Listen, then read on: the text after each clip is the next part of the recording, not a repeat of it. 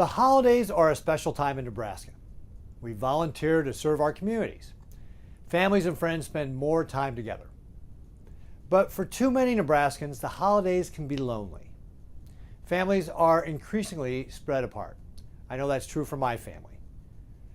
Digital connections are good, but it's not the same thing as being there in person.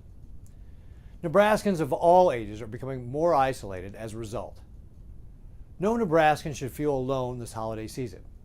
Yet about a third of Nebraskans report feeling lonely at some point throughout the year. As I travel the state, I hear stories of Nebraskans who feel like they're losing connections to their communities. That's why I recently introduced the Improving Measurements for Loneliness and Isolation Act. We must recognize and address loneliness in America. Across Nebraska, mental health care providers are hard at work to address the growing problem of loneliness. Loneliness occurs in both our rural and urban communities. Seniors are more vulnerable.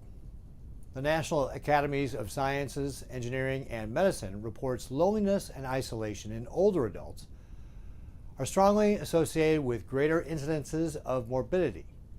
That includes cognitive decline, depression, anxiety, a decreased quality of life, and early death. A report from February 2020 found that about a quarter of seniors were socially isolated.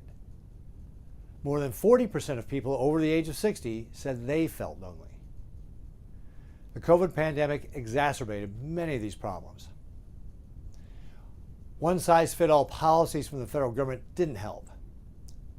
Loneliness does not just affect Nebraska seniors, however.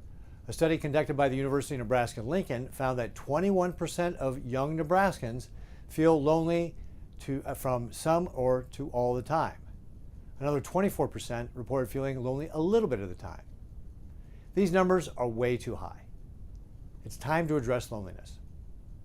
Like any other policy issue, we need to know what to measure in order to tackle the problem and improve lives. We must invest resources to improve measurements to target social isolation. Only then can we implement common sense policy to address loneliness. That's why I will be introducing the Improving Measurements for Loneliness and Isolation Act. It's a bipartisan bill that I'm leading with Senator Maggie Hassan from New Hampshire.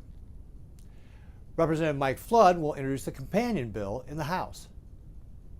This bill would establish a working group that standardizes the measurements of loneliness and isolation.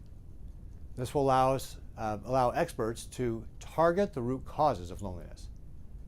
Addressing these factors is essential for the well-being of Nebraska communities.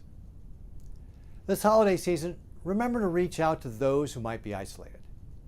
Encourage them to join your holiday festivities. At our last Thanksgiving gathering, we had 89 people. We invited people who didn't have any other plans. I encourage people to do the same. Reach out to others and bring them with you as you volunteer with charities or churches or schools. Nebraska Nice is not just a phrase. It's defined by how Nebraskans lift up one another. Federal mandates alone will not solve loneliness. In fact, it's just the opposite. We can do a lot at the federal level, but at the end of the day, strong communities will help lift people out of loneliness and isolation. Nebraska is what America is supposed to be. Let's lead by example and support every Nebraskan this season.